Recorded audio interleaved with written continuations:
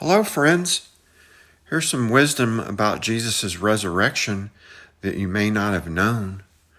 The mere fact that the Jewish leaders bribed the Roman guards to say Jesus' body was stolen implies that the body was missing.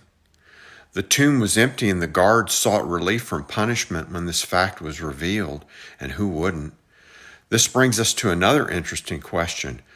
Who moved the stone? I promise what I say next will strengthen your faith, friends. We tend to underestimate the question of who moved the stone and how.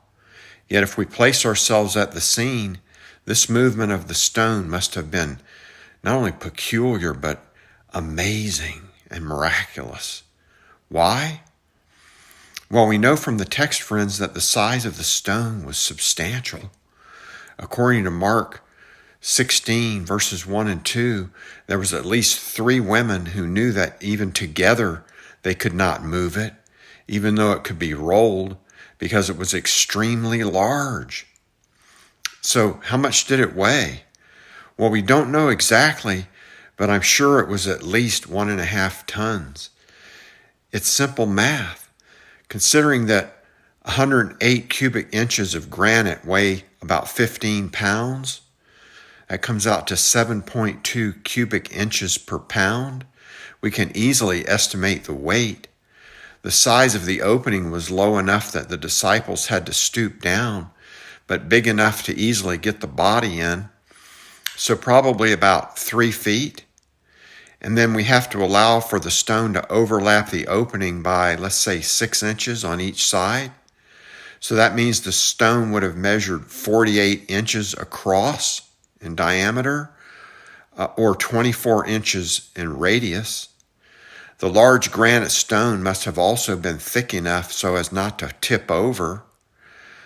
So let's assume a minimum of 12 inches thick, perhaps more. So the formula for calculating the volume would then be pi r squared times the weight.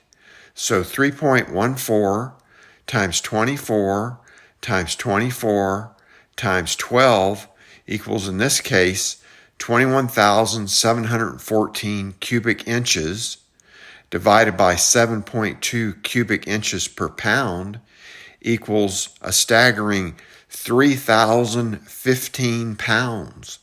Wow, that was a heavy stone, wasn't it, friends?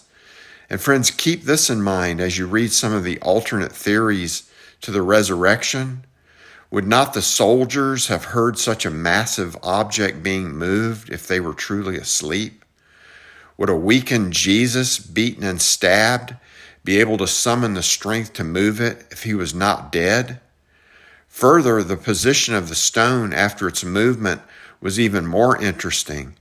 Matthew, Mark, and Luke all use the Greek word apokulio, A-P-O-K-U-L-I-O, the Greek word that means roll away. It describes the movement of the stone as rolling away. And this word would indicate that the stone had indeed been rolled away from the opening, not just slightly, but completely rolled away. However, John was more specific, and this is very important.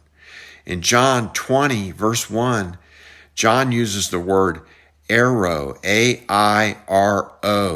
meaning to pick up and carry away, to describe the movement of the stone.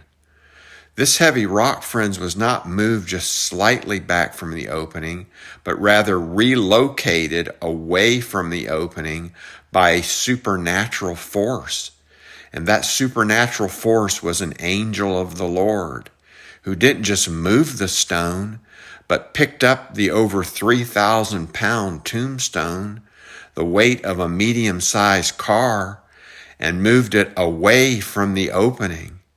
And then the angel sat on the stone, defying all the powers of hell to roll the stone back over the grave again. The angel sat as a guard to the grave, having already frightened away the enemy's Roman guards. And there he sat, expecting the women to show up soon because he was ready to give them an account of Jesus' resurrection. a firsthand account because he witnessed it firsthand himself. And so the angel of the Lord not only picked the stone up and moved it, but he was the first eyewitness to the resurrection of Jesus, because after all, he was the one that picked up and moved a 1.5-ton stone.